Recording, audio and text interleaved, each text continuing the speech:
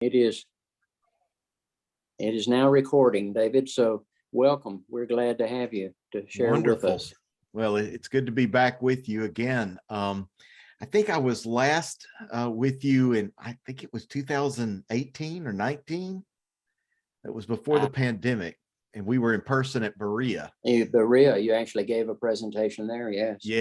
Yeah. So it's amazing how time flies, but it's so good to see everyone again.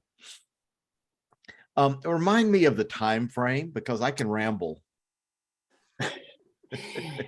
We actually have the time allotted 3 to 5, but okay, that gets a little long probably. So okay, that's fine. That's plenty. We're trying to maybe reduce it a little bit if we can, but sure, absolutely. 2 to 4 if you're on God's time. Yeah. Well, it is good to see each of you. I'm David Cassady. I'm the president at the Baptist Seminary of Kentucky. We are located both in Lexington, Kentucky now, and in Louisville. But we are also nationwide, and I'll talk about that a bit more as I update you. The comments I have today, I really segmented kind of into 2 pieces, or maybe 3, depending on how you look at it. But to give you some updates on the Baptist Seminary of Kentucky and what we've been up to since I was last with you. And then to also just talk about some general trend lines in terms of theological education that we are seeing. And actually, I'm drawing from some information that was presented at an ATS meeting earlier this year. I also want to update you on a project that we're beginning. And so those are the kinds of things I thought I would kind of walk you through. And then, hopefully we'll have plenty of time for questions, conversation. I don't have the answers to many things, but I can tell you what we're trying to do and what we're seeing. So, but I appreciate all of you and your interest in theological education. It is a changing field and area, and one which I think still is incredibly relevant for our world and our congregations and communities. But it is a changing thing. I see Dr. Rowett has joined us. Hey, Wade. That may be, thank you. Do you hear me now? Yes. Good. Okay, I finally found it. Thank you. Good to see you. Yes, I am here now. It's good to see you. Thanks. Glad you figured that out. I'm the oldest guy that's watching. I'm 92, as many of you all may know. And I don't remember everything every time. Well, I don't remember things from day to day, so. Well, I'm going to try to share my screen for a moment and then kind of walk you through a few things, but feel free to interrupt me. I mean, this is a casual presentation. Let me get this.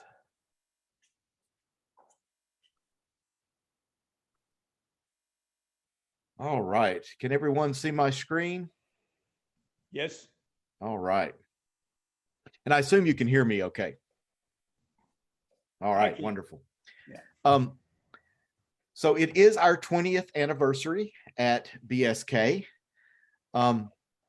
which again, we're a young school as theological education goes, but at the same time, 20 years, that's a meaningful marker. And I'm really proud of what the school has done across those years and where our trajectory is heading in the years to come. So I want to give you some updates on things that are going on. It looks like Bob is joining us. I'll let Bob come in. Hey, Bob, so good to see you. You're muted, Bob, but.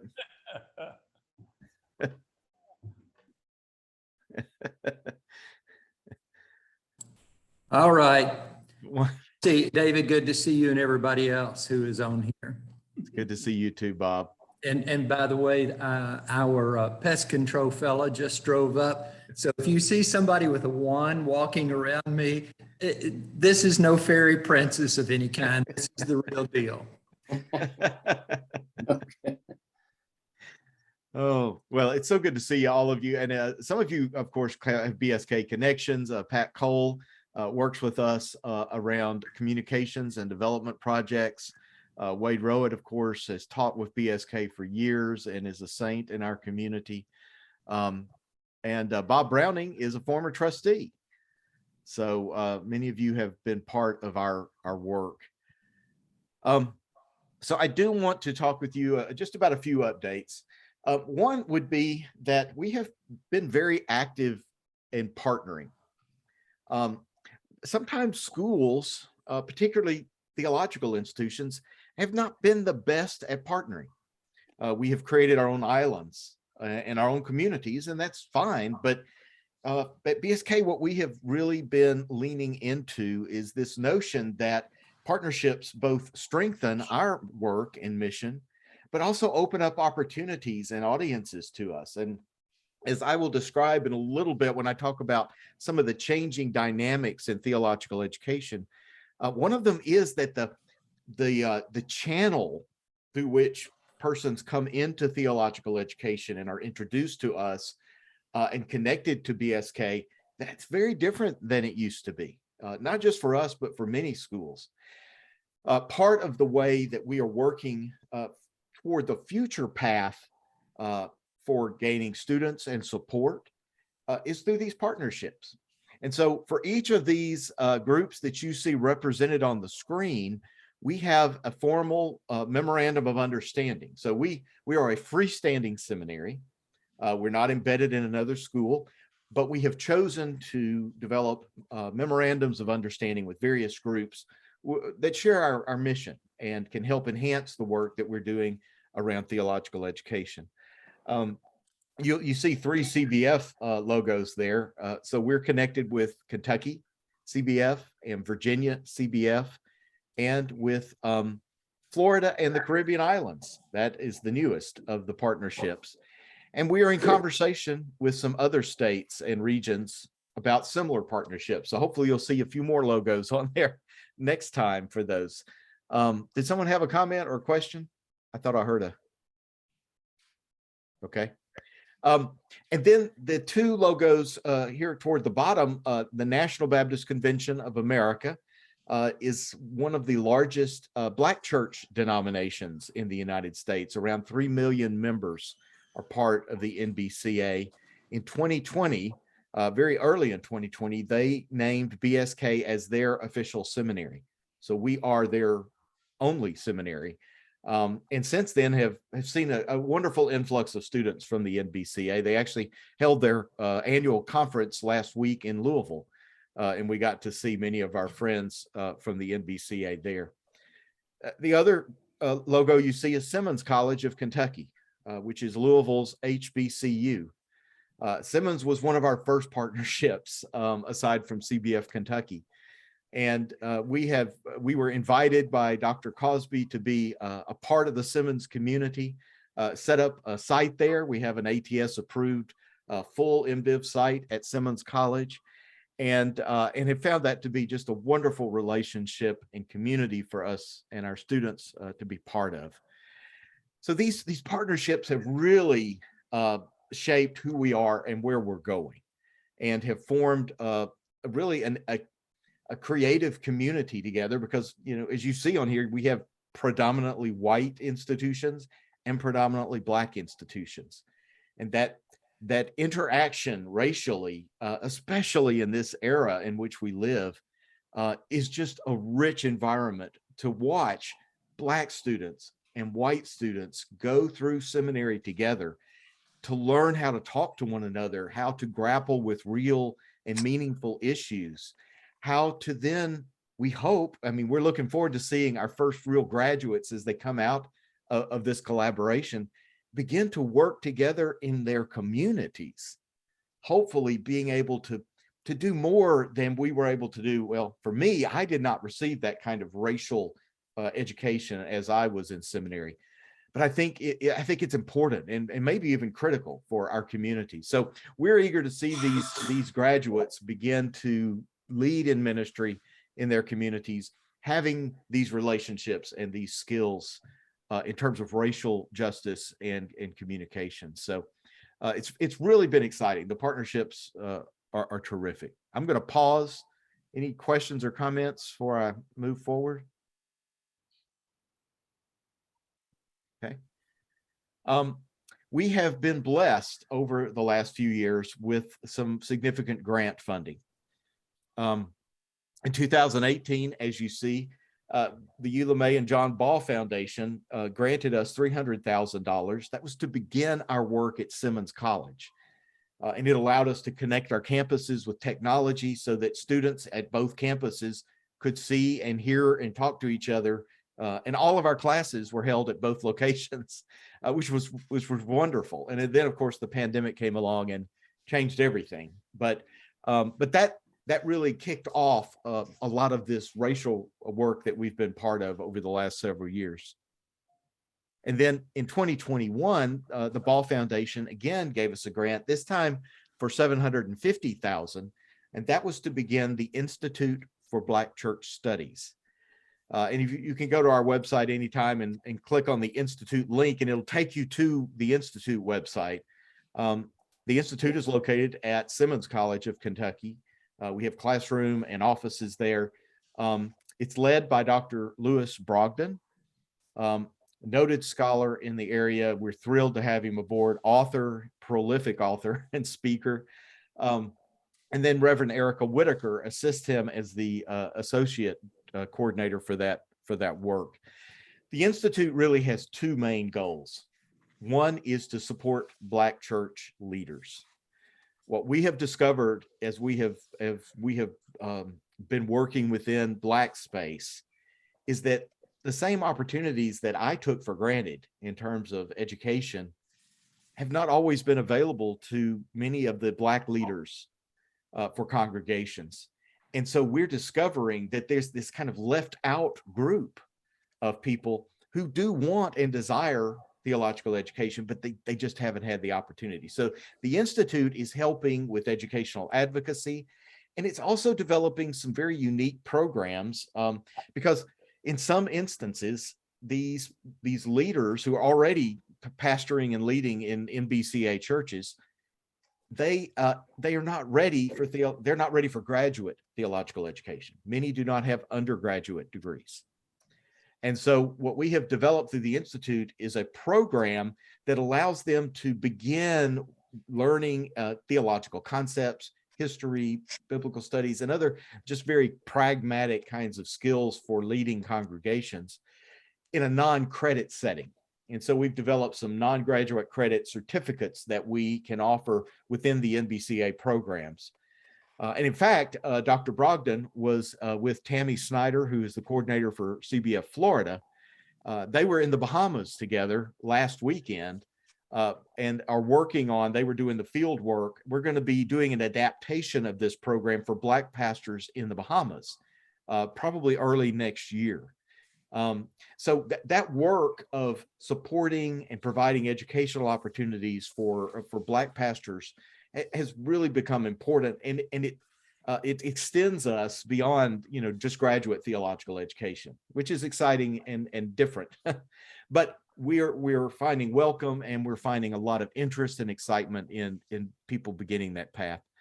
The other part of the Institute's work is to challenge the predominantly white church tradition, to help us to engage in racial education and to begin to find ways to work together with our Christian brothers and sisters who happen to have a different pigment than we do.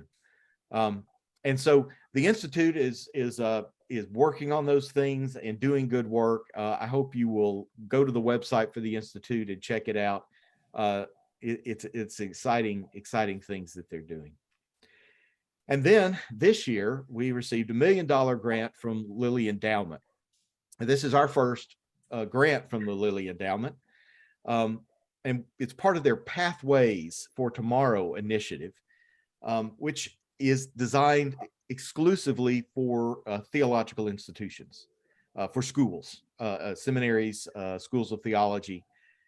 And it's part of Lilly's interest in supporting theological education in a day in which so much is changing. And yes, to be real, theological education is threatened in many areas. I mean, you've probably heard of school closures, of schools that merged with other schools, of schools that chose to become embedded in other schools. A lot of that is because of the changing economic models, and changing denominational structures, lots of things. And so Lilly's paying attention to this, thankfully, and has provided this Pathways initiative.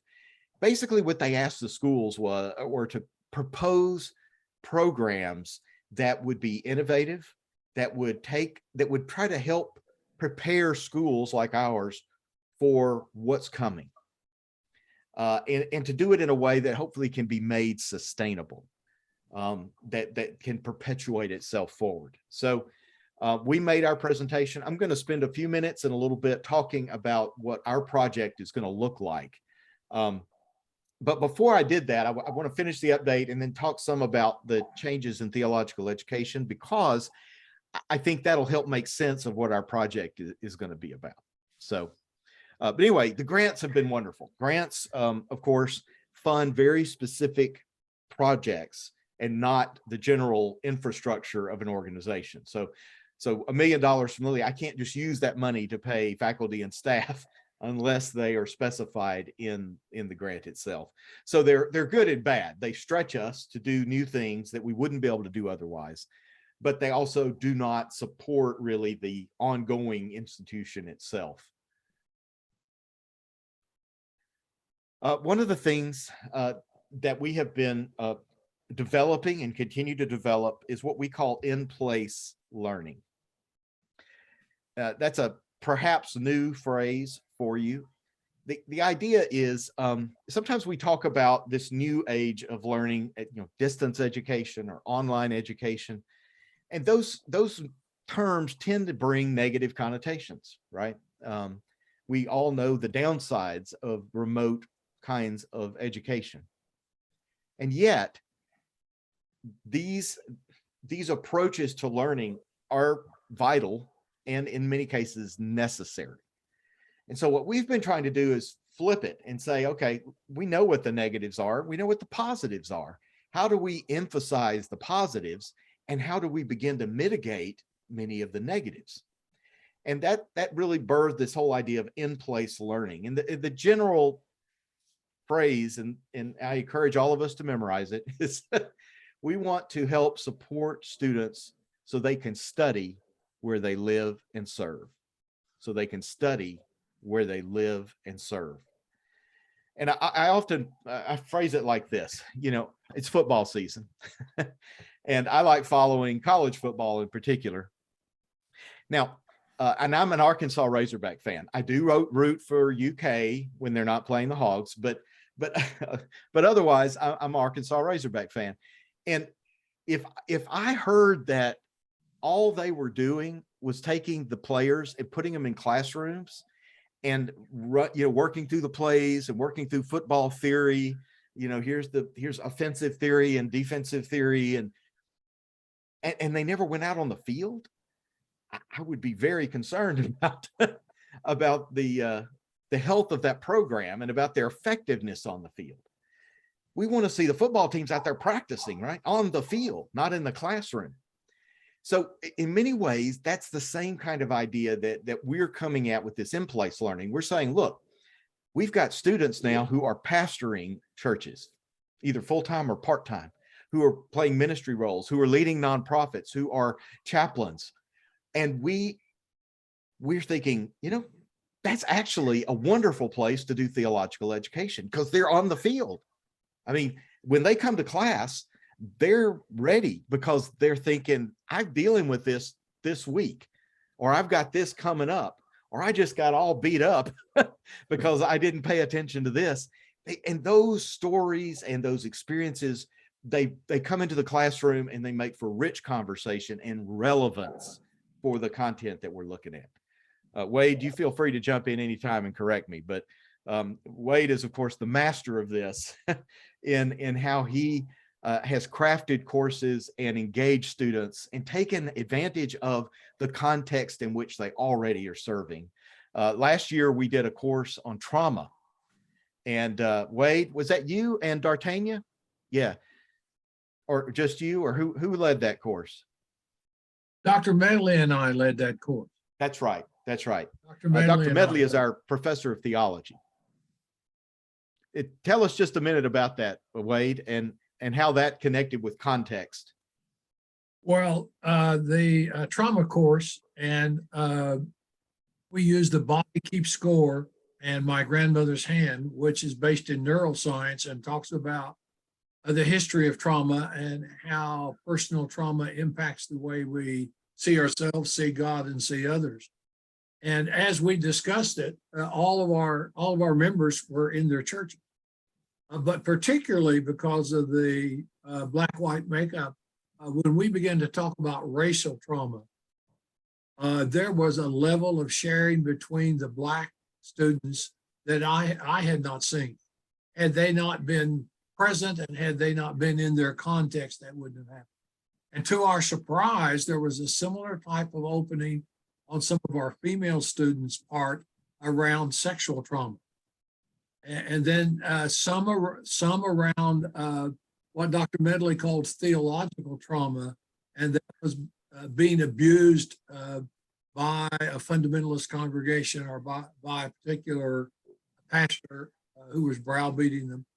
But the students started, particularly the second half of the semester, David, talking about, they would bring up a case. Well, I've got this going on in my church right now.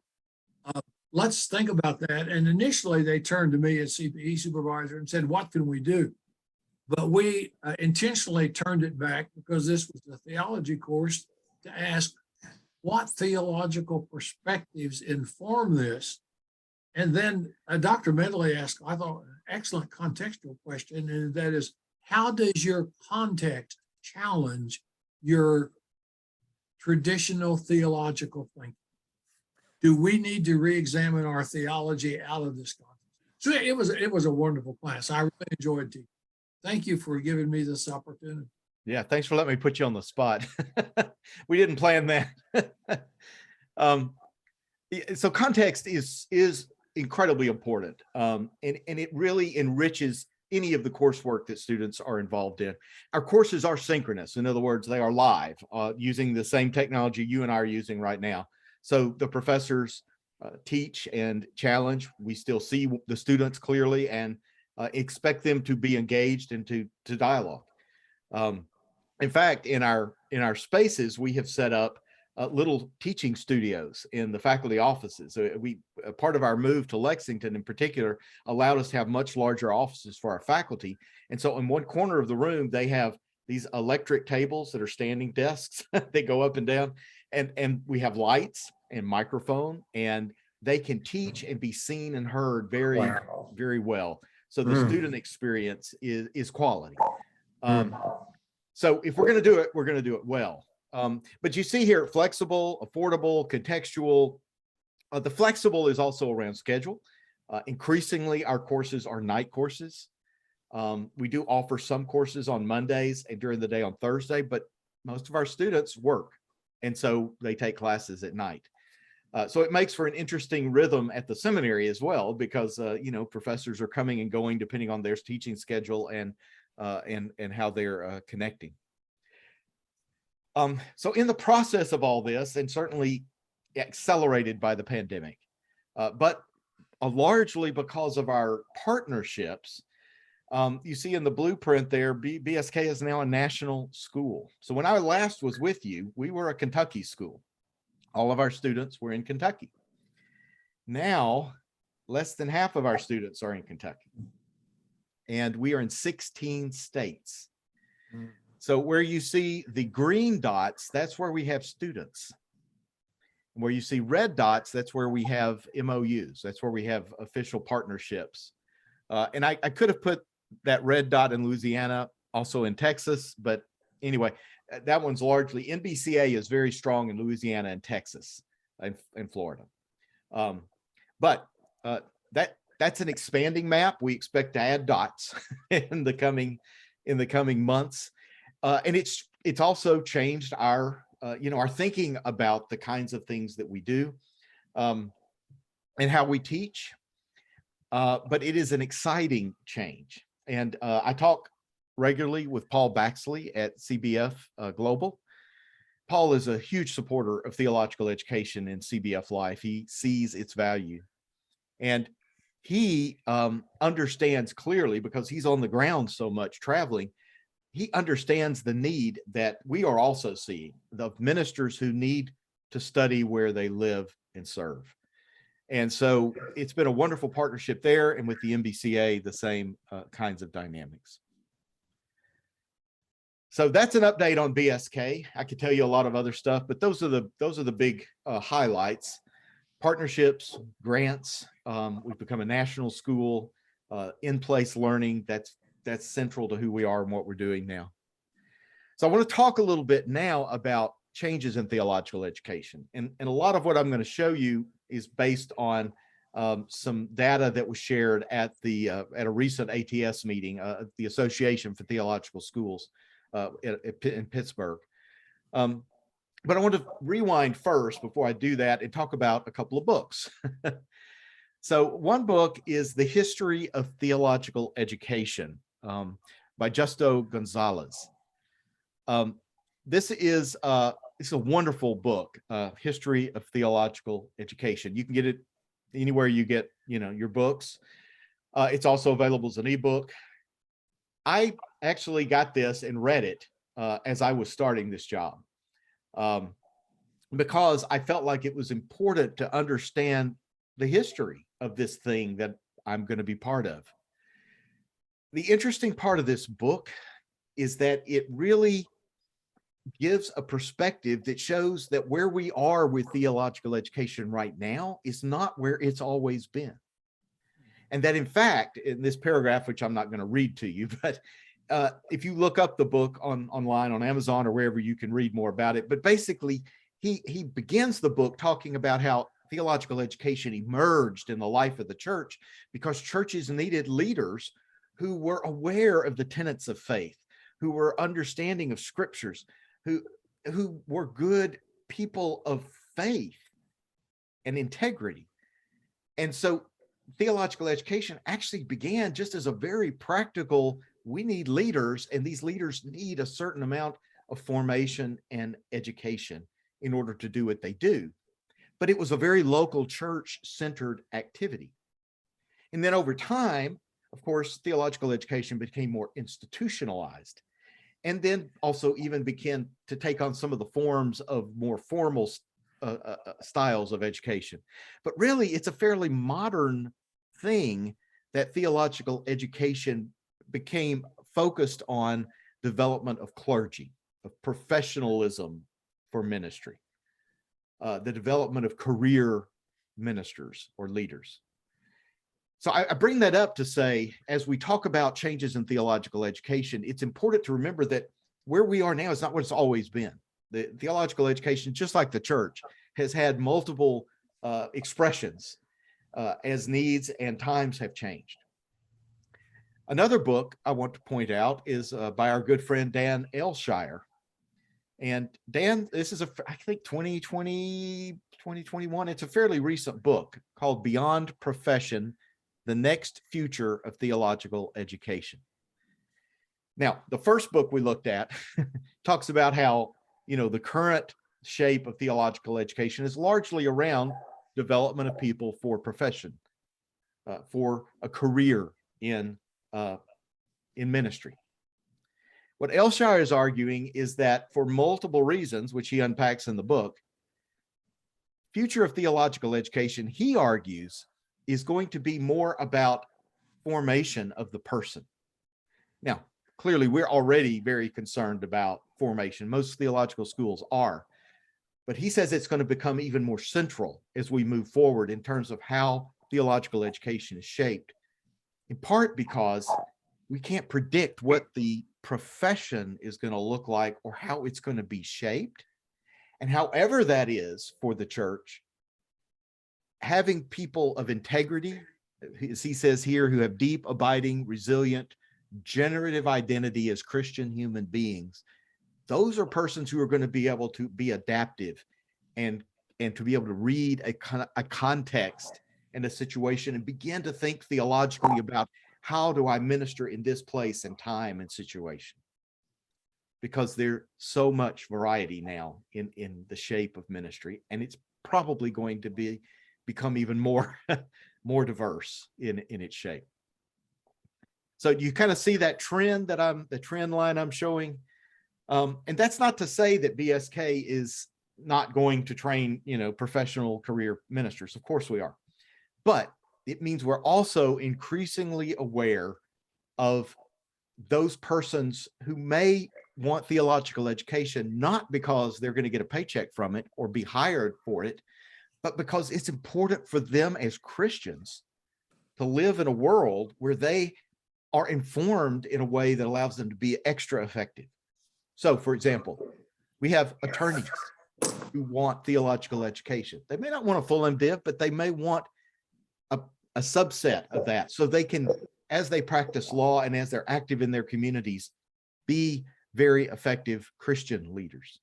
We hear it from the medical profession. We hear it from educators. We hear it from business leaders. And so all of these areas remind us of what Elshire is saying, is that theological education really is about the work of the church and empowering and supporting the work of the church. And it may not be that it's for profession in every case. So fascinating trends. If you haven't read these books, you might enjoy them. Of course, I'm a theological education geek now, so they're very interesting to me. But we are in interesting times, and so I think the books that we see in 10 years, these two books may well be prescient for the kinds of things we'll see. Yeah, Wade. May I ask a question there? Both of these are at the heart of what we attempt to do in CPE. And I'm wondering if either book talks about the error of seeing these as exclusive and how we might think about them being a holistic part, and that certainly any preparing for the profession that misses personhood is going to miss what we're trying to do. But any personhood, and we had this once at Southern Seminary in a survey we did 30 years ago, that excludes professional preparation is going to fail. We had an MDiv that did not require one course in preaching. And we wondered why our students were failing. And in that study, I don't remember who did the survey at the Southern Baptist Convention. It was a scathing review of Southern Seminary for not attending to some of the professional needs of pastors. And when I was working with the D-men, the number one complaint pastors coming back had was, you didn't teach me enough about church administration and leadership. So there has to be some preparation for it. And I'm wondering how BSK is responding to the both and rather than the either or of these two books. That's a wonderful question, Wade. I'm not sure that we've got it all figured out, but we do attend to both of those areas. So for example, when students start at BSK, the first course that they are asked to take is Intro to Theological Education. And that course is only a few years old, and we developed it because we wanted one to begin the conversation about the formation of the person at the very first course. And to tie that in, that spiritual development and formation of the individual, with also helping prepare them with skills for the course of study they were undertaking, and to help them understand the context overall in which they were pursuing theological education. Now, at the same time, and we also have a spiritual formation course that's required. We, and I'll say this, at BSK, our courses begin with prayer, often with a time of sharing from our students. We want to know, and our students want to know what's going on in each other's lives. So it is there is a element of spirituality and of Christian community in every single course that's taught.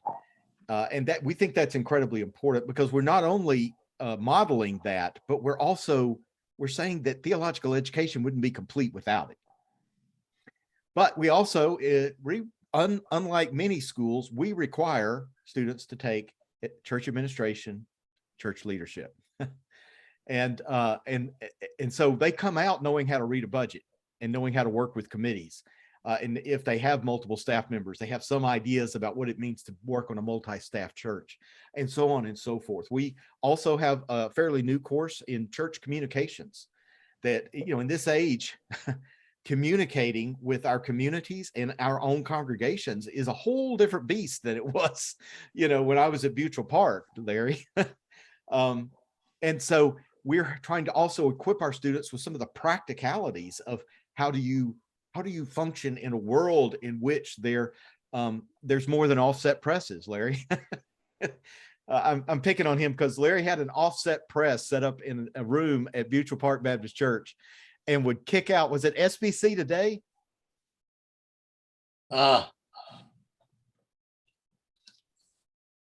We produced the underground newspaper in 1985. Actually, Larry McSwain has finally come out of the closet and admitted that he helped do this. To battle for the control of the Southern Baptist Convention, we lost in Dallas. 45,000 messengers. But I'm deeply appreciative of what you're doing, David. I want to show you something I just pulled off my shelf.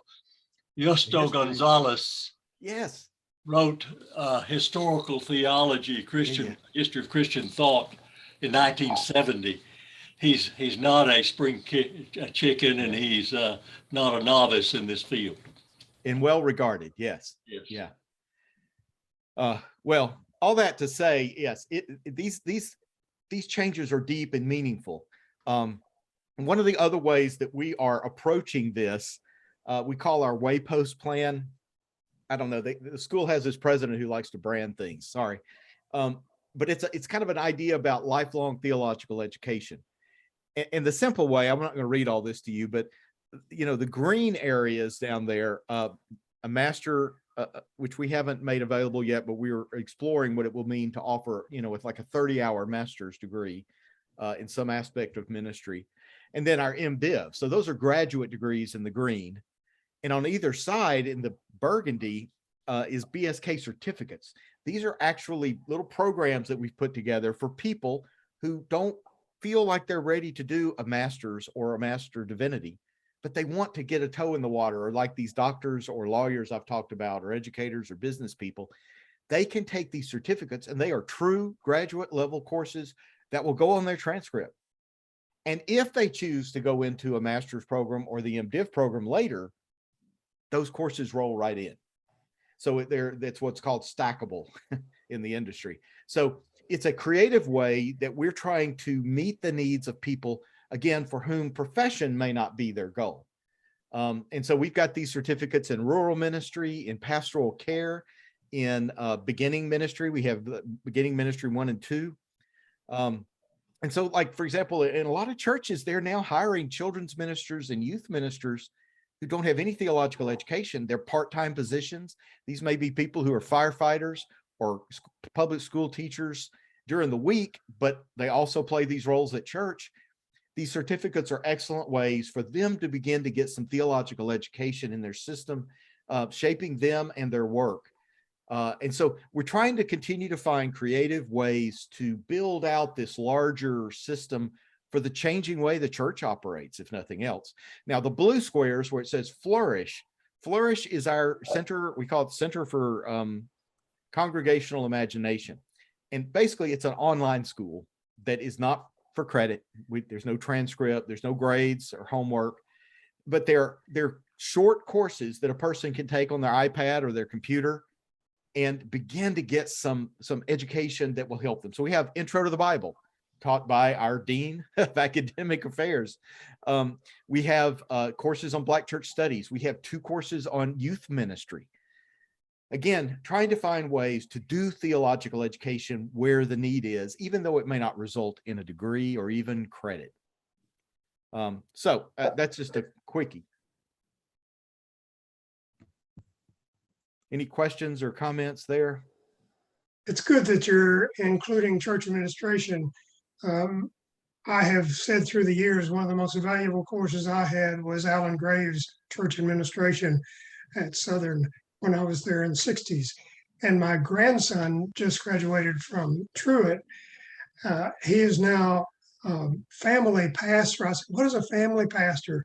And as he described it, it sounded like my dad's ministry as minister of education years ago. Yes. So there is some repetition, but it's great that you're offering that, especially church administration. I have one question. It just shows my ignorance, but is Simmons College anyway connected? I'm a Hardin Simmons graduate, and I just wonder if there's any connection there. I don't think so. I don't think so. Simmons is named after a leader who helped found Simmons College years ago. And so I don't think there's a relationship there, but it's a common enough name that that's a sensible question. Okay. Thank you. Yeah, no, you're welcome. So I want to talk some about changes in theological education. Already we've touched on some, but I want to be more explicit about it. And these 3 bullet points, I think, kind of encapsulate some of the biggest strokes of change. One is we've lost the previous models of recruitment, of funding, and of placement. Things that used to kind of be built into the system, into the fabric, no longer are there. And so we have to figure out how do we do recruiting now? Most of our students don't come from undergraduate colleges right away. Over half of our student body is over 40. And so these are persons who felt a call later in life, probably second, third career, and are coming back doing seminary to prepare for something. Same thing for funding. You know, the funding models that were there for me when I was in school. I mean, I paid, I don't know, what, $500 a semester at Southern when I was there because the cooperative program was taking care of most of it. And their $100 million endowment didn't hurt either. And so the funding models are all there. For us, we don't have any of those dynamics. We don't have a steady funding stream from a denomination, and we don't have an endowment like that. We have a $3 million endowment, so it's nothing. So figuring out how do we fund this thing, and then placement is also different. Those systems that were there don't exist anymore, and so in so many different ways, it's a different world for doing theological education, including these very practical parts. Changes in congregations are enormous, as you all know. I remember being on church staffs with multiple people who had theological education, either were pursuing degrees or had finished them. So we'd have a pastor with a doctorate, and we'd have a minister of education or associate pastor with their MDiv, and we have a youth minister with an MDiv or an MA, music minister with an MA, I mean, you'd have all these folks on your staff who were professionally trained. Only the largest churches can afford to do that now, and even they struggle often to make that happen, either because of budget issues, or in the case with music, you can't find them. They're not being generated anymore. And I have churches call me all the time and say, hey, we're looking for a pastor, and we always like one with a PhD. I'm like, well, you're going to have to get over that because that's not how it works anymore. D-men, maybe, sure. But PhDs, Southern was churning them out. And now there is not a place where that's occurring. And the PhD has become an even more academic degree. So most people that are pursuing PhDs don't have interest in serving at a local congregation. So lots of changes at church level. As I described earlier, these bubbling up of homegrown ministers who cover areas, that is increasingly common. Now, in the Black church tradition, that's been the case. Volunteers cover so many of the ministry leadership positions. In the white church tradition, where we have more money, we've been able to hire people usually. But for the reasons I've stated, that's a changing model as well. And then what we have become very aware of is the group of people who are left out. And initially, I thought that was primarily in the MBCA, in the Black church community, and they're certainly there. We have pastors who've been pastoring for over 20 years who are only now beginning their MDiv because they couldn't before, because before they had to be uprooted, them and their family, to go away to school. That just wasn't going to happen. And so they are now, because they can study where they live and serve. See how I keep saying that? They can do this work finally.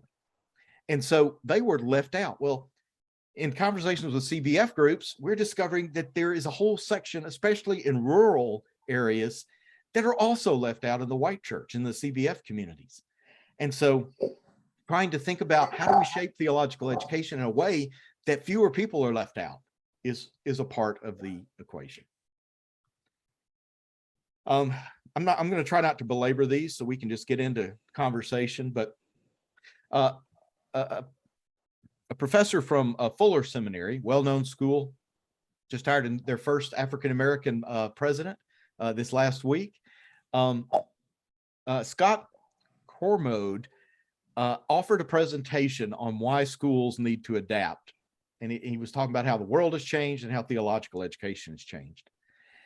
And basically he said, here's what we've got to figure out going forward. We got to figure out how to prepare students for their callings, how to make that sustainable for the seminary so we can pay our professors and keep the lights on, and how we can make it affordable for students so they don't exit with all this debt. Because when they exit with debt, churches can't afford them and they can't afford to work in ministry.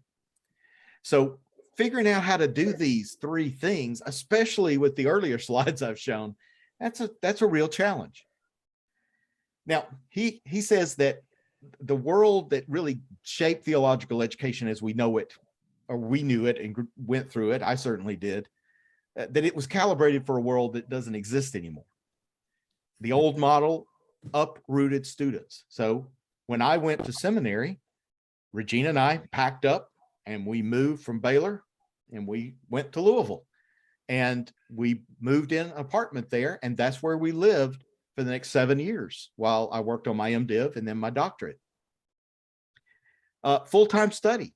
I worked full-time, well, or close to it. I mean, okay, Larry, it was a part-time position, but we all know how that works. Larry was my pastor at Butcher Park when I started there. And you did work. You did great work. Well, we had a great time together. It was a good time. Thank you. But you know, I worked, but I went to school full time. I was taking full-time loads, full-time study, and my wife worked, and you know, we were a working family. Nowadays, that's different. Debt.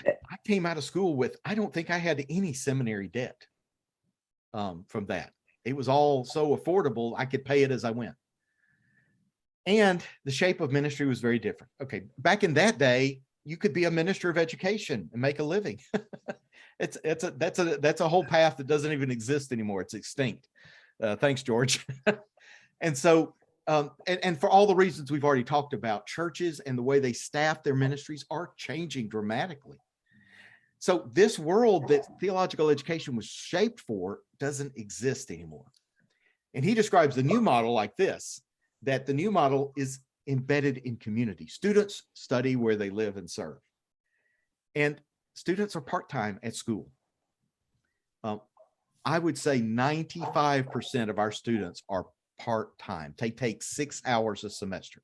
I used to take 12 to 15 hours a semester. 6 hours a semester, you can do the math, how long that takes. Which is why ATS has reduced the requirement for the MDiv from 90 hours to I think 72 hours. We require 75 hours for our MDiv. We reduced it from 90 in 2020 for these reasons. And we're not the only ones that are looking at that, because otherwise it takes them 7-8 years to finish if they do. And that's just, that's crazy. Part-time study, pay as you go. There are schools now that, let's see, what is it? Kairos, Sioux Falls Seminary. really pioneered this, where they charge like Netflix.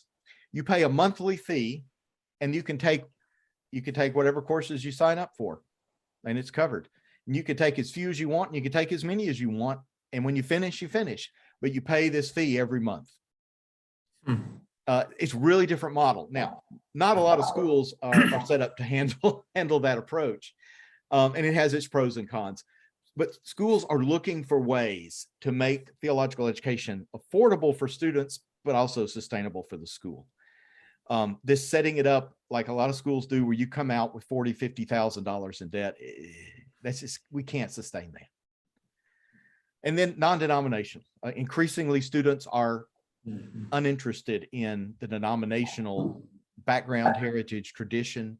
They're looking at other more practical matters often. And maybe even beyond the denomination. They're focused on their context for ministry, their tradition. At BSK, for example, we have students from all kinds of backgrounds and traditions. We have Pentecostals. we have, oh gosh, Zach Fraley. He is more of a, Wade, do you know his background? Is it a Reformed tradition? I can't remember. We have lots of folks who would not say they are Baptist, who are part of the program. And they're saying that's part of where things are going. That's the shape of things to come. So before I jump, I want to talk next about the Lilly grant and what we're doing and how it relates to these changes. But I'm going to pause here. Any conversation, questions you want to have? Again, I may not have the answer, but. Question, David, does your faculty work from a center, or do they do some broadcasting from home? Both and are the hybrid classrooms, or how are you doing the mechanics? No, that's a great question. So it's varied. We only recently, because of the pandemic, we all went home, and we were home for 1.5 years. Yeah. And part of that was because at Georgetown College, we couldn't even, they allowed us one person on campus at the same time. And that's completely untenable. And so typically that was either me or my assistant coming in to make sure bills got paid. But so now that we're in new space, much more expansive space, we're back in person in terms of the faculty and staff most days and nights. But right now we don't have any in-person classes because no students have chosen to come to in-person classes. Once you decide to go and to offer your classes on Zoom for students in Iowa or South Carolina, we can't say to others who live nearby, you have to come into class. So, we made options available this year for students to do if they wanted to come and be in class, if they were in Lexington or Louisville, and not a single one chose to do it. They all are enjoying, studying in their shorts and having the refrigerator 3 feet away. So, and that's okay. It really is. So our professors are in Lexington. We also have professors in Louisville, and we have professors from home, like Steve Ivey, who is up in Indianapolis, David Adams, who is up near Cincinnati. And then, because we are teaching in this way, we also have access to adjuncts from all over the country. So our adjunct for Old Testament this semester is she lives in Alabama. I can't remember where. I've not met her. The dean has, but anyway, so they're all over the place. Our librarian lives in Seattle. And our library is totally online. We are members of the Digital Theological Library, which is a massive, fine theological library. That's all online. So when a student signs up at BSK, within the first few weeks, they are sent an iPad and keyboard. And that's to equalize the learning opportunity. We have a grant for that. And so each of our students get a keyboard and an iPad and how to use it. And it connects to our online systems. And they get access to the full Microsoft suite and a full theological library, and every student has equal access. So all those things, again, I didn't get something when I went to seminary. Of course, they didn't even have computers when I started seminary. So anyway, good. I hope that helps answer your question, Larry. Yeah. David, Yeah. may I ask a question there? Yes. I know we discussed this sometimes back, but I don't know what's happened. And I'll frame it by saying, I'm offering CPE totally online, which surprised me. It's synchronous and we're on Zoom, kind of like we're talking today.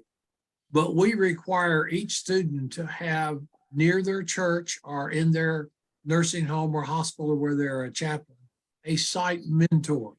I have a contract with that person to be available as support, to ask questions, to get in touch with me if they see the student struggling and not find it. We have a contact person. And then we either make a Zoom 2-hour interview with that site, or I drive hundreds of miles to go visit every church and sit and be with them at some point. Is there any safety net person site for our students now? And do we have a contract with them? Do we have site mentor guidelines? And is there any attempt to go to the context or to have seminary proxies go, maybe Wallace Williams would go visit with somebody? So you've just given me a wonderful segue to talk about our Siloam project, because what you have just described is at the heart of what the grant from Lilly is going to empower us to do. And it very much is drawing from CPE processes. In fact, Dr. Steve Ivey, who has picked up many of the responsibilities that Wade used to carry, he helped us write the grant. And so it is loaded with the ideas and wisdom gleaned from the CPE process. And we are calling it, we call it Siloam Project because the scriptural story where people were, sent to the pool of Siloam and they were to find healing and then to go and tell and share. And so this idea of coming and finding healing and being sent, we think is a wonderful image as we think about a theological education that goes to students rather than expecting them to uproot and come to us. So it's a reversal in many ways of how we used to think about it. And so we're calling it congregation-centered theological education. And the core insight is that a person's ministry context is an ideal place for theological education to occur, for all the reasons we've already talked about. So there are several questions that we have been asking and will continue to ask as the Siloam project unfolds. To answer your question specifically, Wade, we have a search process for a full-time project coordinator who will guide this and will play many of the functions you're talking about, including arranging for trips for faculty and staff to go where our students are, see them in their context, work with them on contextual ministry issues, or what we used to call supervised ministry experience. All of those things, systems for tracking the interactions between our faculty and these students. All of these areas will see a tremendous enhancement. So it really, it's what we used to do in supervised ministry and more. It's kind of that on steroids, if you will. So one of the questions that we are asking, again, notice we're asking questions because we don't have the answers to this. We have theory, right? Our thesis is that one's context for ministry is an ideal place for theological education. This project is funding us figuring that out in many ways. So hopefully, come back to me in 5 years, we're going to have some insights that we will have gained from making this journey, this Lilly funded journey together. One question is, what elements and dynamics are present in a ministry context that can enrich theological education? What's already there? And that's, an assets-based question, if you're used to that, George Bullard. The other part of that is how might we create processes and approaches that engage these elements and dynamics and really put them at work surrounding these students with support and encouragement and challenge in their theological education journey. Another question that we're asking, given that in-place theological education involves tools like Zoom and Populi, which is our learning management system, those kind of classroom experiences, how might we provide opportunities for greater relationship building beyond the classroom? So we're very aware that we used to be able to do better relationship building. We still do relationship building in the classroom, as Wade was saying, but it was even better when we were in person. So our question is, how, knowing that we have to use these tools, how do we add this in-person element in other places and ways within the theological education? So one of the ideas is to use some of the funding to fund retreats in various places around the country where we send our faculty and staff, or subsets of them, to be in different places, and the students in those regions come there for a retreat where we are together as community. And it's not about taking a class, it's about getting to know each other and about learning about our students and where they serve and letting them get to know each other even better. So these kinds of experiences will be part of what we're developing in this. And we're already, this year even looking at, we still have a cluster of students in Lexington and Louisville, and we're going to be gathering them for get-togethers, which really is easy for us because we're here. But we're going to be going to other regions to do the same thing. And some of it will piggyback on events. So for example, the National Baptist Convention has lots of events in Louisiana and Texas. So we can go and be part of an event where those folks are already there and our students are in the mix. And we can have events and gatherings at those spaces that also allow us to gather in person. So Wade, that's another way that we're looking to travel those hundreds of miles to be present with them. For all the reasons you shared. Another question, what is a learning church? I'll pause for a minute. So in the grant, we have defined loosely this idea of partnering with key learning churches. Now, we're not thinking that all of these churches will have BSK students in them. What we are interested in are churches that will be dialogue partners with BSK around what does theological education need to look like, both at BSK and at the local church setting. Now, we're going to have students as part of these conversations, even though they may not work at those churches. But we see a distributed network of learning churches, probably only 7 or 8 early on, and then we'll expand that each year. But we really think that we need to be in some kind of intentional dialogue with congregations of different kinds in different regions, so we can learn and so they can learn. Because we also, for all the reasons in those books in particular, we think churches are going to have to take on increasing amounts of responsibility and joy about doing theological education where they are, with their own people and with their communities, and not just assume that people are going to be able to go away to seminary and fulfill all the needs that congregations and communities have. So in some ways, we're encouraging a rewind back to what Gustav says happened early on for theological education, is that it was rooted in the church, in the needs of the church.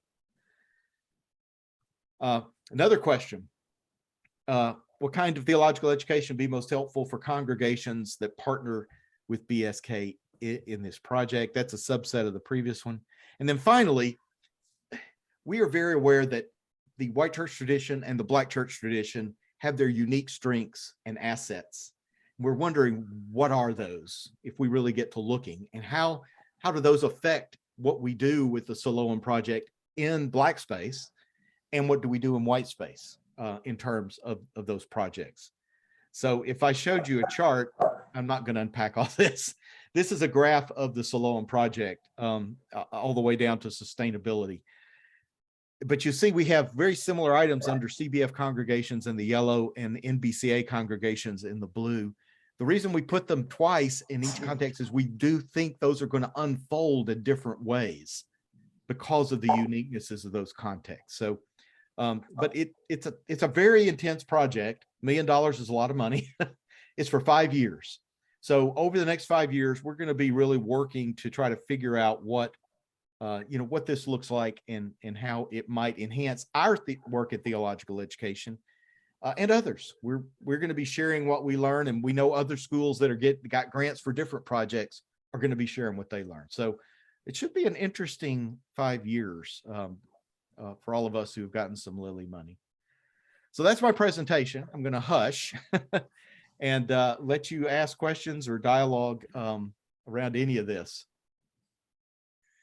Could I go back to that non-denominational point that you made a while ago? Mm-hmm. Notice a lot of Baptist churches are dropping Baptists. They're just becoming like Richardson Heights Baptist Church is just now the Heights. Are you finding that? And does that have an effect on students, communities, education? I mean, I think what we're finding is that students and even churches are finding their identity. They're defining their identity in places other than a denominational lineage or structure. And that's pro and con, right? The loss is of community structures that supported us so well. And obviously CBF offers structures for placement and community and other things, but the looseness of the association that many, not all, students feel, and some churches, as you described, it does create a very localized expression that has fewer tentacles connecting to larger communities. So, I can see the pros and cons, and I will be transparent. We've talked about a name change at BSK. Now, for us, in part, it's because so many people make assumptions about who we are based on the word Baptist. We've had women who we find out, have chosen to go to a different seminary, and we're like, well, that's great, but can you tell us why you didn't think about BSK? Well, you're Baptist. You wouldn't want women in ministry to be involved. Well, yes, we would. So unfortunately, the public perception of denominational words is not helpful often. And now the Methodists are going through it. It's a mess in the Methodist church as well. So I can't explain all of that, but that's where at least what we see and sense. And yeah, students are, many of them, much more islands in a sense. And while we do encourage them to network, but it's a hard thing for young people or even 40-year-olds to understand if they haven't experienced, the power of a ministerial shared network. Thank you. I appreciate what you're doing, David. And I remember moving from Southwestern Seminary to graduate school in Louisville, and how impressed I was with Wayne Oates' small group ministries of working with students so that they would see each other face to face and deal with things that you didn't deal with in the classroom. It's interesting how this is changing. The pandemic has forced churches to get into electronics, to mainstream their services. The church we're a member of now, that's Presbyterian, where I preach Sunday morning, we do hybrid services every Sunday morning. And I think some people like staying home in their shorts and watching the service, and that's happening whether we like it or not. I've forgotten the percentage I just ran into the other day. Something like 70% of younger people do not read books. They read screens. And that is the future. That's where we're headed. I had a gallbladder surgery last year, and the doctor did not stick his hands inside my gut. He went in there with a laparoscope. and I walked out 2 hours after surgery. This is coming, whether we like it or not. But I appreciate what you're doing, and you're engaging the future. I just thought one other word. After World War I, France got all of Germany's industry and thought they would pull out of the war with it. Germany rebuilt the country, and then outran France because they upgraded all of their industry.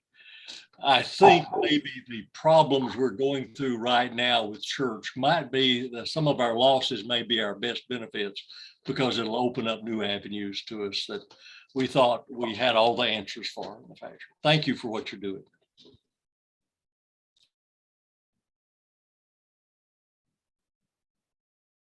Just by word of testimony, I found too that church online is not just those who want to stay home, but it's opened up a whole new level of worship for shut-ins. And that's been a very positive. And I have found that teaching on Zoom, my experience at BSK and now with CPE through our counseling center, has opened it up to people who could never travel here.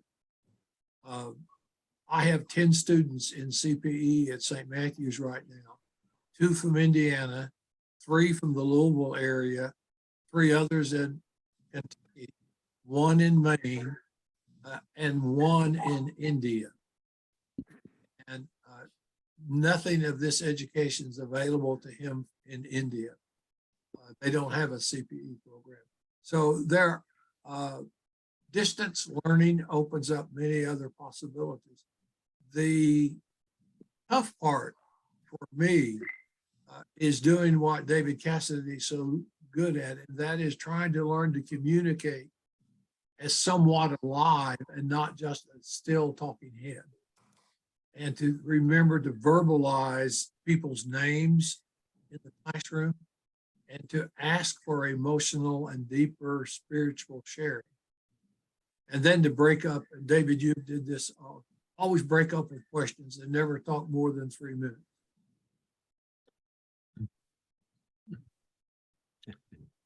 Larry, David.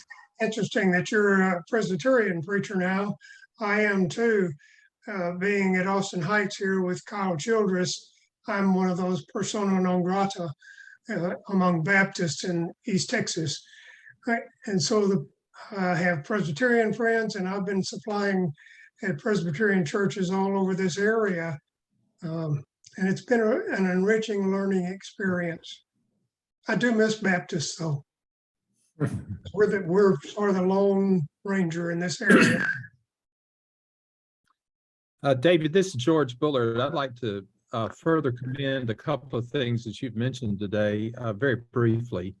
And one of them is I really do want to commend what you all are doing with Sam Talbert and the National Baptist Convention of America. There have been a group of us over the last 20 years that have been cultivating Sam through the Baptist World Alliance. He was first the General Secretary of National Baptists of America. And we got a hold of him in the early 2000s when he was General Secretary and began talking to him about a whole bunch of different things. And we got him to the Jimmy Carter events, starting with the one in 2008. And then he became that president. And so he's a real visionary, as you know, and I think there's a lot to build on there. And here on the East Coast, most of the new emerging divinity schools, I don't know why I say new anymore, their student bodies are closing in on being 50% Black in terms of what's happening. But one of the mentors of Sam Talbert is the new president of Fuller Seminary. Yes. Who is a Southern Seminary graduate, David Emanuel Goatley, and a Kentuckian, and was for 20 years head of the Lot Carey Baptist Foreign Mission Convention, and then the last 4 years has been head of Black Church Studies and assistant academic dean at Duke Divinity School. So, and he will be looking for partnerships. David's a real close friend and been praying with him through this presidential search, and he will be looking for all kinds of partnerships as a Baptist going into that non-denominational arena and trying to help them see what's next for them. So I commend what you're doing. Thank you so much. And Sam Talbert has become a wonderful friend and is a visionary. And I have to give credit where credit's due. He approached us. This was his vision. And we were just flattered to be approached and to say yes.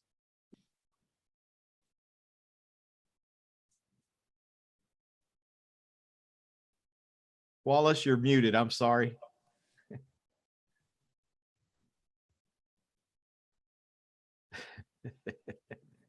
The elusive mute button.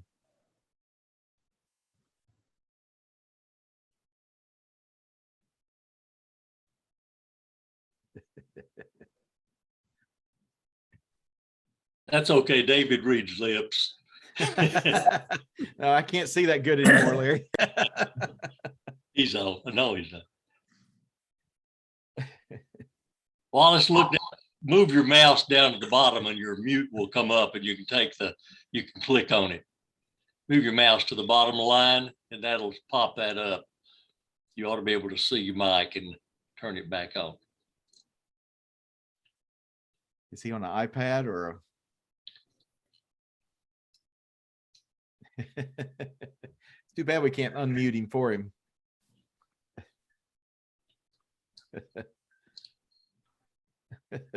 And they're done that. And whoever's hosting the program, unmute him. No, Hey, who hosted the program? no. Rawls? I think he has to do it, Wade. I think there's a little square up top on the corner, upper right-hand corner of his screen where he can request unmute. I don't know if that pops something up on the screen or not. Yeah, I can't unmute it. Yeah. I can request it. Okay. David, if I could, while we're waiting, I think COVID has given us an opportunity we've never had and probably never will again in our lifetime. But for years, I have said, you can put a Baptist program in intensive care, but you can never pull the plug. COVID pulled the plug on everything. And what we have discovered is so many of the programs that we thought were tradition driven that we could not exist without, we no longer need. And when I talk to my friends who are still in active ministry, they're excited about the fact they do not have to continue to pull a train without an engine. And so I think for such a time as this, you and BSK are there to fill the gap and to help the present and next generation of church leaders to understand what we need in order to be relevant and what the people are asking for, yearning to see, to hear, to do, and then how to reach them, how to communicate with them, how to connect, all of that. BSK is playing a major role in that and will continue to do so. And I could not be happier about that. Thank you, Bob. Thank you. If there ever was a seminary poised and ready for a shutdown where you had to make radical changes quickly, you were the one. You already were poised and ready to seize this opportunity. And look what's happening. It felt providential in some ways, Bob, because we had entered the conversation with Sam Tolbert and the MBCA before the pandemic began.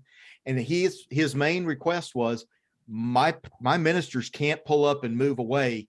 Can you deliver this to them? And we said, we'll figure it out.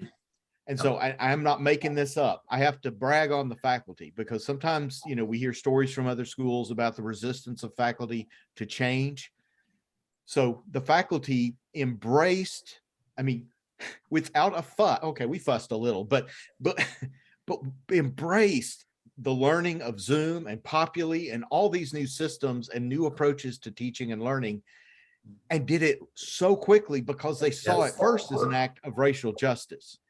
And then secondly, we realized how many cool people we were suddenly getting to meet that we weren't before. But then I am not making this up. So in early 2020, again, right, because it was March 2020 when things got ugly, and really was shut down. So I think it was late January, we went to St. Meinrad Monastery, and we were there for several days, and we called it our curriculum camp. And the goal of that camp was twofold. One, as if one wasn't enough. Our goal was twofold, was to rework the curriculum from 90 hours to 75. There was no bloodletting in this. There was no fighting. You know how turf and territorial groups can be around, well, I can't give up that course. Well, this course is more important than that. That didn't happen. The faculty sat down together at that monastery and said, for the good of the students, we've got to do this. And they just figured it out. And I can't say enough good about it. I'd love to take credit for that. I just sat there and asked questions and drank Diet Coke.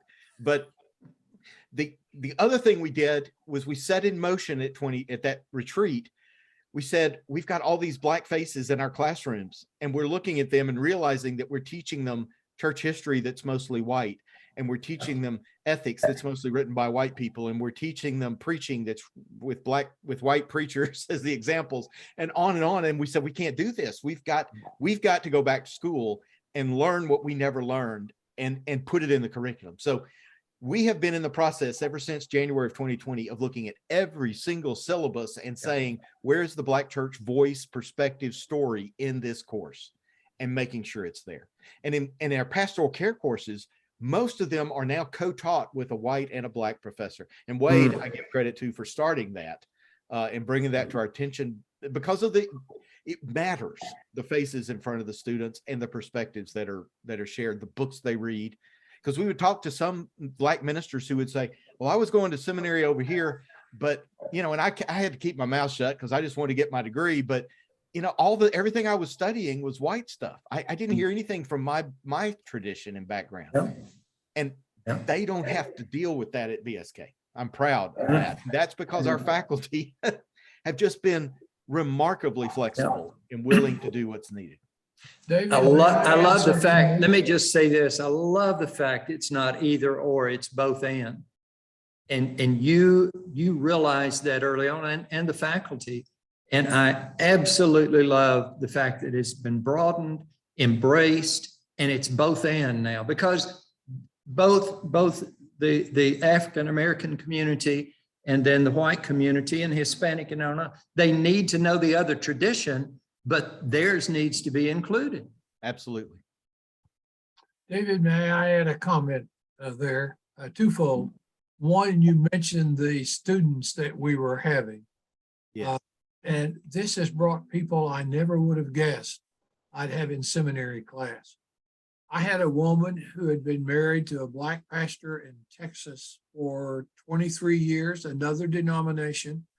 She had a PhD in psychiatric nursing and was running a big clinic. But she wanted to do pastoral counseling and learn how to talk about issues of faith. She'd been taught that you couldn't talk to people about their faith and be a good psychiatric nurse. Had her in 3 classes. She was revolutionary, and the students just loved. And then her son was in, as you know, was in our class. You know, Yes. So we have people that we would never have in class in our normal seminary. And the other one is the elephant in the room is a part of the takeover, in my opinion, of Southern Seminary was from racist people. And without saying it, not only were many of us asked to leave, Floyd, when the trustees changed, they removed all of the Black faculty. Toward the end, we had over 300 African-American students at Southern Seminary. 5 years ago, T. Von Walker, who stayed on to preach, said to me, Wade, I know I'm an unwelcomed guest on campus, but I'm the only Black president, and I stay for the few who need it. Racism was a big part of this battle that we don't talk about. Now, I mentioned that, and I'll say something maybe I shouldn't say, Lord. I was in a trustee meeting. Alan Culpepper, myself, Bill Hendricks were given a report on the nature of the graduate study program. I was associate dean for the D-Min program. And I reported proudly that we had moved from 10 to 22 African-American D-Min students in 1 year. A trustee, who I'll leave unnamed, at the end of the report said, Dr. Rowett, I have one question. It was an assumptive question. He said, Dr. Rowett, just how far down did you have to compromise our admission standards academically to accept those new students? I was furious and offended. I showed a little bit of temper, and Dr. Honeycutt said, gentlemen, we will return to the agenda. But it was out there. Now, I say all of that to say one of the things that I'm so excited about seeing happen is race relations are changing in the classroom in a way they could never change before. I'm seeing Black and white students get to know each other at a level. And I asked a black pastor to co-teach all of my classes 6 years ago, every pastoral care, and he met with me. I did that thinking I knew a little bit about African American. Oh, well, it took years of our sharing before I began to feel how much I had to learn it. And I grew up in an integrated community. So a big part of David, what I think we're doing is, without being intentional, a byproduct of it is facing racial issues across the South in new ways by educating together and learning together. And by being in the classroom long enough together, some walls have come down. And I'll share just one thing that just shocked me, just really shocked me to the core when he said it. I was lecturing about pastoral care and children and new birth and things that we do. And when I finished, one of the black students said, "Dr. Rowett, you've assumed that the mother knows who the father of this child is." And I said, "Well, I guess I have." And my black pastor co-teacher spoke up and said, "Those of you who are white here to know that we have a saying in the black church that we don't tell you white. We often say, mama's baby, daddy's maybe." And that doesn't really matter much. Wow. I had never heard that saying in the classroom. I heard it. So those kind of deeper levels of sharing. And that's not to say that there's a predominance of unwed mothers in the black church. That's to say that that's an issue, one very, very sensitive issue that's brought up in the classroom among the many, that this multiracial education is happening. And in some of the classrooms, there was myself, one white student, and 6 black. That was a different experience. So I just want to encourage you to keep doing what you're doing, and encourage all of you to read My Grandmother's Hand. It's about the trauma of black families. And the last chapter is things white professionals can do to assist the race issue that's not out in the street in social justice. A simple thing is, how many of you go to lunch with your friends? How many of you have an equal number of black or Asian or Hispanic friends that you take to lunch? When you invite someone to lunch, does it include your black friends? Since reading that book a year and a half ago, I've started having regular lunch with some of my black friends. We get some funny looks at our restaurant. Wait, you just get funny looks. It's not. That is absolutely right. I'm going to shut up. Wallace got unmuted. Hello, can you hear me? Yes. Okay. Thank you for the privilege of listening in on this. I wanted to tell you that my experience after I finished my PhD was to go from Finchville, Kentucky, with about 200 people up to New York City and work for 14 years. It was quite a change, to say the least, but we had 9 or 10 different ethnic groups in each of the churches I pastored there. When the association would get together, the Metropolitan New York Baptist Association, and have a youth retreat in the Poconos, my 2 white children were often just a handful of whites among all the other groups that were there. And they learned to adapt to that. And it was a reflection of how they grew up. When we moved back into the cotton, buttermilk, and Bible Belt, the first thing both of my kids saw were all lily white, great big churches.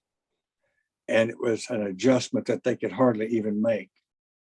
And I think I had at least one casualty out of that. One adapted and did pretty well teaching. I do want to say that in the seminary experience that I've had, we found out holding mentoring groups. That's just simply what we call it. You know, we've got mentoring, we've got coaching, we've got this and that and the other. We would meet once a week, and the whole student body was divided up, and there was at least a faculty member with each one, and learned a lot, did a lot of praying and just serious face-to-face talking that enabled us and helped us. And that's certainly, as I said, is a kingdom image anyway. That's what we're about. And I was glad to break out of the all-white lucrative churches. In Birmingham, the newspapers did articles on how many white churches moved out to the suburbs. They would not let any blacks in. Some of them had big multi-million-dollar campuses. And when they moved, the blacks bought the churches at bargain basement style. So they got in the churches anyway. I just figured God had the last laugh. And then, but the cost of these churches moving was huge. And the Birmingham News did a front page story on how many white Baptist churches had moved out to the nice suburbs. And it was just so clear. You know, it was embarrassing. That's all I could say. And I learned so much. We had the first state Baptist convention black pastor, I think, in the whole Southern Baptist Convention when I was the executive in Pennsylvania. And he was a great Christian, a retired fireman who was a wonderful speaker, knew everything. And I got to take him down to Nashville when I was a state exec and introduce him around to everybody. And that was a real eye-opening experience for him. But that's just almost ancient history. This is upon us right now to work with. Our particular church we belong to now here in Georgetown is Faith Baptist Church. And we just did a 2-year study on what we were going to do about homosexuality. And we admitted to not only welcome, but also affirm and to set up the structure to do that. We've lost some partners because of that. We were in some very important community church groups that were trying to help the needy, and they just decided we didn't fit anymore. That goes with it. But it's like that time is upon us now. We had the first Black Baptist deacon in our church in New Jersey. I was an all white collar church with high ranking executives in it. He was one of the best guys we had in the whole church. And I still remember the day I baptized him in front of the congregation. And he said, "Thank you, Jesus." And all these white collar guys in their ties, and they're starting on time and ending on time. It's like it shattered a lot of glass in the souls of people, because we were dealing with the reality of living with mixed people and being blessed by it when we opened it. So David, thank you for what you all are doing. I did want to ask you a question. Do you have many experienced pastors on your staff, on your faculty staff? And do you have some who are non-Baptists who are helping give you input on this? So Dr. John Inskaresic, he and his wife co-pastor a church in Port Royal, Kentucky, Right. up in Henry County. So they are actively in ministry. Dr. Laura Levins basically serves as the children's pastor at Central Baptist Church in Lexington. Right. And Dalen Jackson is, our dean. He's not on staff anywhere, but he's a long time. All of our faculty are active church people. Our theologian, Mark Medley, now he is Baptist, but he has recently been much more involved with the Episcopal Church because the Good Shepherd Episcopal Church in Lexington has named him as their theologian in residence. Yes. So he has kind of been straddling those worlds and brings some of that perspective. Dr. Lewis Brogdon is Baptist. He's our preacher for Black Church Studies and preaching, but also he was raised, and really his background is Pentecostal. So we have a fair variety there, but most of us still, and there's, me and Medley and Dalen all went Southern. So we share that too. Yeah. Well, that's good. And to share those experiences and what it felt like and what you learned and what you wished you hadn't learned as a practicing pastor was always valuable to me. Absolutely. and to others. Absolutely. So do you have any reservations about hiring non-Baptists actually on the faculty?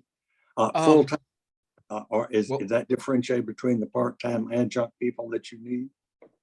Yeah, we would not have any problem, I don't think, with that. There's nothing in our bylaws, and the faculty has the freedom for elected faculty to, to do their own search and select the candidates for that. I would be involved if it was appointed faculty, but yeah, I don't think there would be any problem with that. David, excuse me. Great. Thank I you. don't mean to interrupt your Wallace. Go ahead and finish what you. Not a problem. Thank you. I'm finished. We had a rather mixed congregation at Mutual Park when you were in seminary. And that was a great experience for me because we had professional people and we had a lot of people who were assembly line workers at GE, just a real nice mix, age group mix. That's something sort of disappearing from churches. And when I moved to Oak Ridge, that was an education. I suddenly appreciated the Eric Rust teaching at Southern Seminary, although I never had a class with Dr. Rust. All my undergraduate was at Southwestern and all of my graduate study was in another field. But this is I'm saying children are educating out of the church. Let me say this. People leaving the church are the people of high education, largely, and a lot of children are not prepared to deal with the secular world. In Oak Ridge, the first time in my experience, I've dealt with a lot of secular people, and some of my best friends are atheists. And the first time in my ministry, I've had to talk with them. We have had to exchange. We had to see eye to eye, and I teach adult classes with a community college here, and several of them are in my class that just started today. The ability to communicate with the secular world is going to be essential. And I just wanted to put that on the board. Oak Ridge had the reputation of being the highest PhD count per capita in the world. We've probably lost most of them have been buried, but that's not a normal town, but we're not that unusual in terms of the education level. We want our children to be well educated. Some groups are wanting to be incubated and to keep them from education. That's going on too in schooling of children.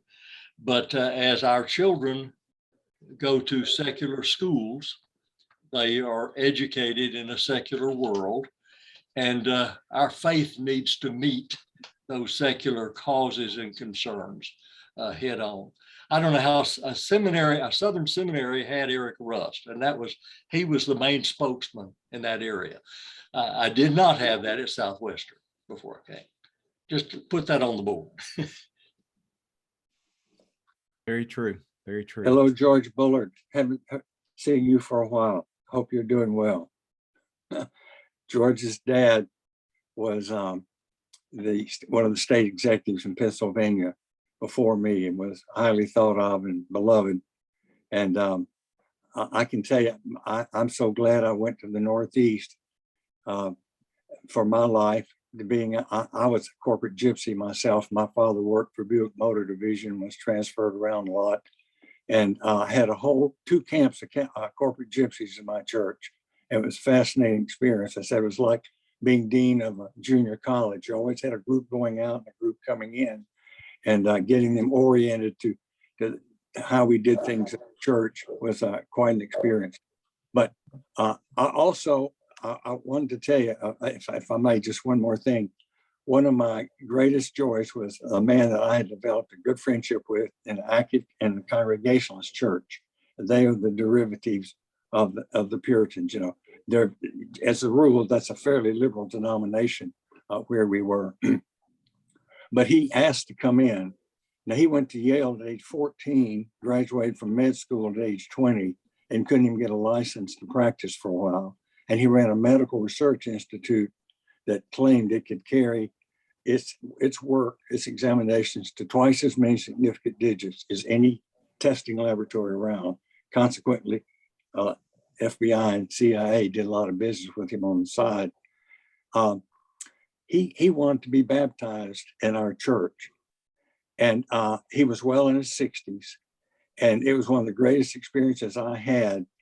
He was a believer and a Christian, but I forget that all the humanism I lived with while I was the only evangelical church in a long distance, the only Baptist church. And there's still something about believers' baptism that is very, very important, and the acting out of that. And this was very important to him, though he was a better Christian than I was. And so I'm hoping as we find out what we make and do in this world, that turns out to be something we can focus on and look at. He asked me, did he need a snorkel and flippers while he was being baptized? I said, I didn't think so, but we would see. And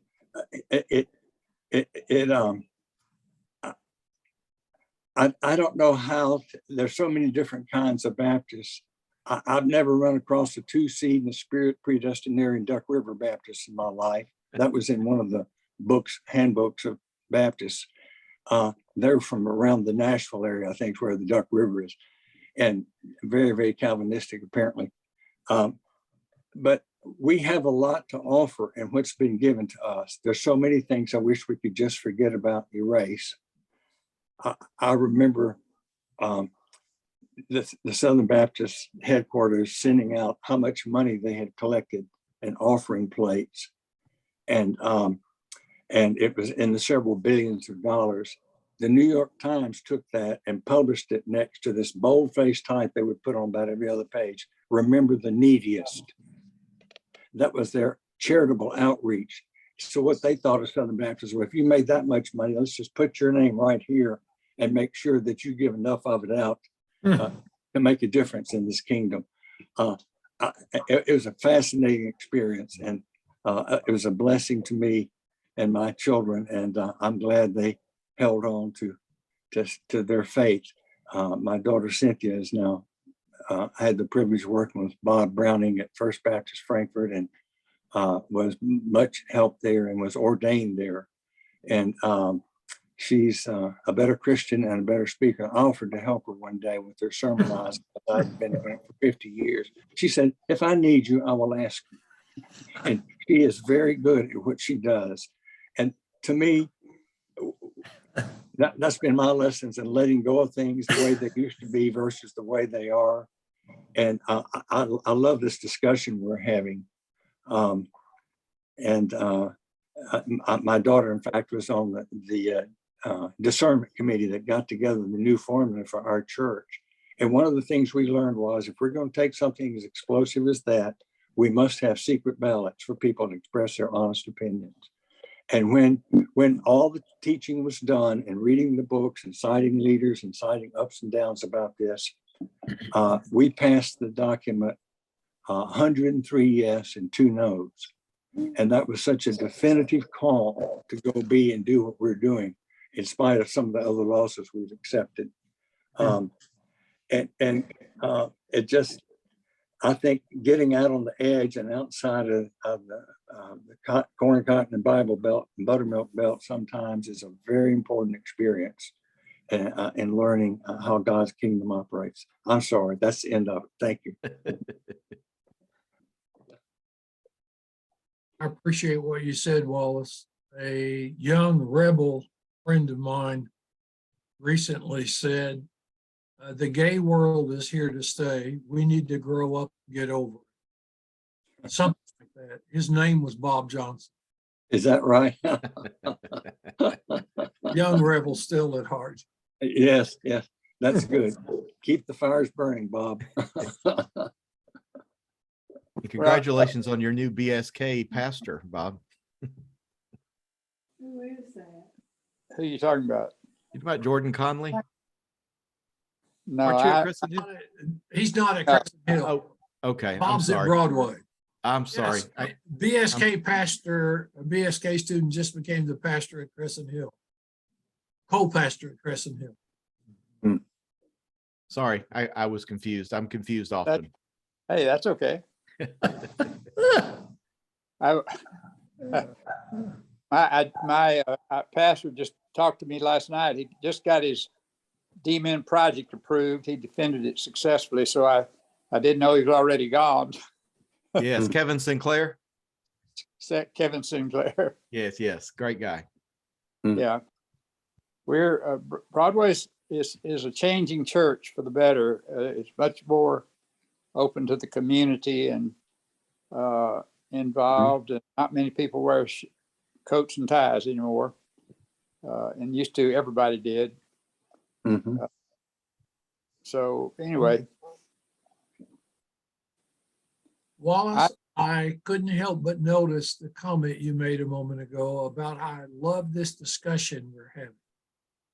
And I think the discussion we're having and the sharing we're having is parallel to what David Cassady is trying to say to us happens in the classrooms online at BSK. I wish at how it can happen. But I think we may be in what I call a parallel process. We are doing what he was just talking about.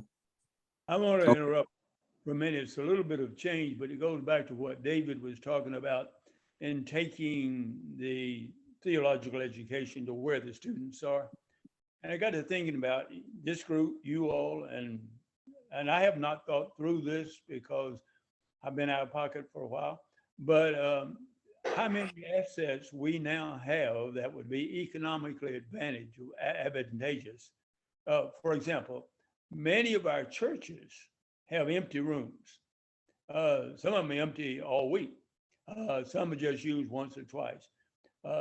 What if a BSK or some other, one I'm more involved in is another one, but what if they had classes there? And what if that pastor that somebody's talking about had been Wade Rowett's student? He now has kept on going. Wade has encouraged him. Wade would always claim him as his student, and he would always claim Wade as his professor. But he is pastor of that church now.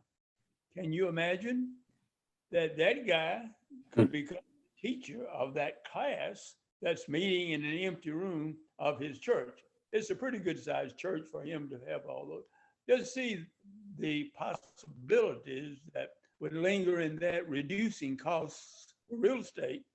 And I don't want to dismiss faculty Wade, but Wade would know what church I'm talking about. He's been to our place a good many times. It's a strong church with plenty of real estate to do what we're talking about. A seminary could take that. You don't have to take all the courses at one place. You can take them with other people. And all of you who are professionals and have been could to do that. And you could do it. There are other things I could think of. What if, as a student, I was going to volunteer for my vacation month in the summer to be an associate pastor to David's student, who is the pastor that's teaching their class? You not only get the education, but you get the environment. One of the best things that ever happened to me was going to Atlanta to be an associate to Roy McLean for 3.5 years when I left seminary. Now, that was equivalent to another seminary education. I saw people who knew how to do it. And I learned. And when I got to Rome, I was 30 years old when I was called as pastor here. I'd already been a pastor for 12 years.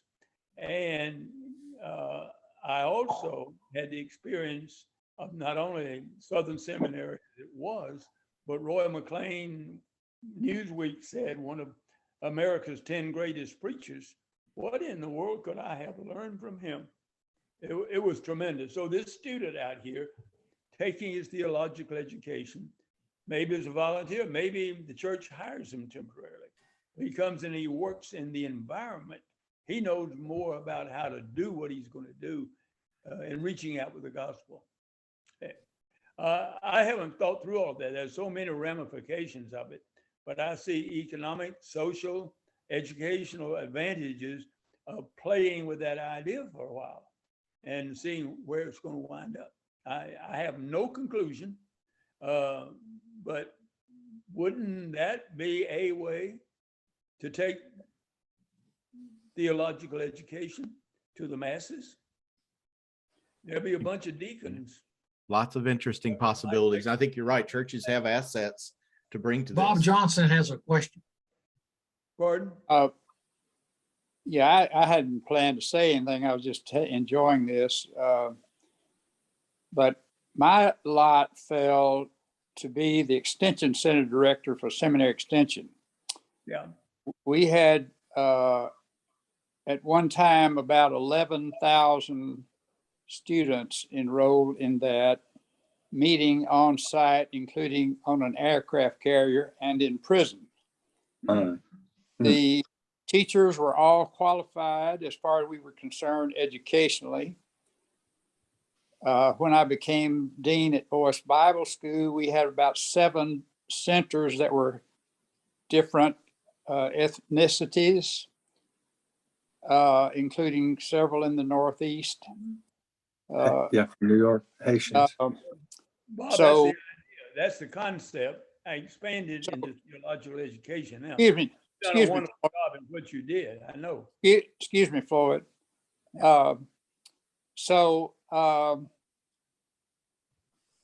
This is a great possibility. Now, I want to say one other thing. I taught at Midwestern for 11 years, and then when I came to Southern, I also taught in the seminary some until they were going to give me tenure, and they decided I couldn't make it through the trustees. So I never had tenure at Southern.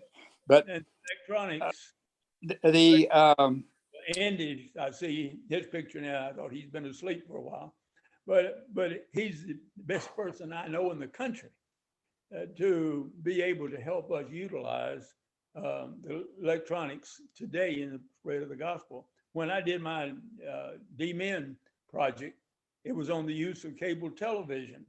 There was no bibliography available because nobody had done it before. That's a little over 40 years ago. Think of the difference now. Mine would be so elemental, I'll throw it away now, but it was a beginning.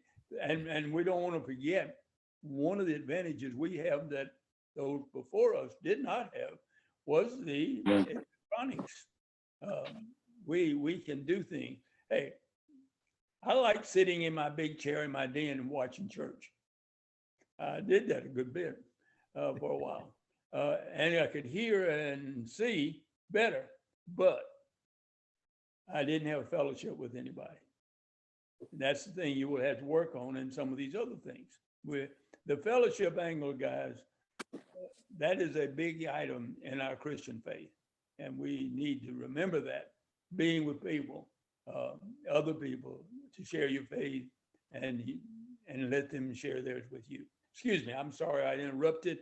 And Yeah, And I hate to interrupt this, but we're running out of time with our allotted time on Zoom. David, Cassady, I'll give you a last minute or so to wrap it up if you can, or if you would like to, because we'll be zooming off here in just about a half a minute or so. no, I'm gone. Somebody had a sandwich they were eating a while ago. Didn't offer me any of it. We'll give. Sorry, That's all right. I'll go get me a sandwich. And Bob, I hear you. And you and I should continue talking about some of your experiences and how they may have legs toward the future. So let's plan to do that. And I'll try not to visit the wrong church. Oh, no. Well, I don't get to go to church because I can't leave my wife. And but you're welcome to come to my house one day. We'll just sit down and talk a lot. I would love that. I must say one other thing I was trying to say when Floyd interrupted me. When I taught in the seminary, I found that some of the younger students were not ready to think of administration, church finance, church planning as important at that time. So your system is going to allow you to do this with Zoom and so forth, have a refresher courses and so forth. I'll be quiet now. It's all right. It's always a joy to be with all of you, and the wisdom this room brings, it's immense. And I've enjoyed hearing your insights, and I hope you'll keep sending your insights our way, especially as we're unfolding this Siloam project.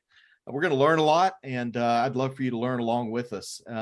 We also appreciate your support. So if you've got a check and a pen handy, feel free to make a generous donation to the work we're trying to do. We really do appreciate it. So thanks for the chance to be with you.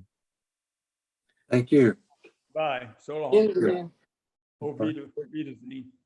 David Myers, you're muted. Sorry. Thank We you all. appreciate you, David Cassady. Appreciate you leading. Thank you so much. Thank you. Y'all have a good day. Andy, the last man standing. Goodbye, Andy. Yes, Andy and David Myers, thank you.